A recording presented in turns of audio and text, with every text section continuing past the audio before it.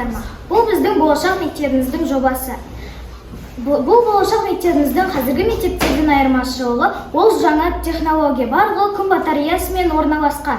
Күн батареясының арқасында барлық жарықтарымыз әрқашанда жанып тұрады.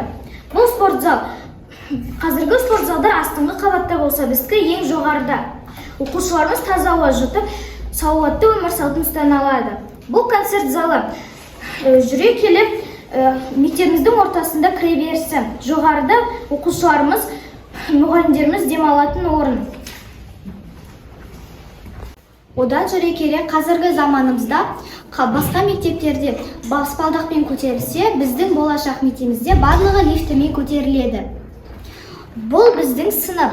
Сыныптың ішінде барлығы электронды түрде тақтада, партада. Партаның ішінде біздің бүкіл пәніміз бар. Оқушылар ауыр сөмке көтермейді. Себебі біздің оқулықтарымызда электронды түрде. Бұл біздің дәрісіміз. Біздің ғимаратымыз, біздің мектебіміз 3 қабаттан тұрады. Дәріске оқушылар мен ұстаздар отырады. Ал мына жерде біздің дәретхана. Ал мектептің айналасында жасыл ағаштар біздің мектебімізге көрік беріп тұр.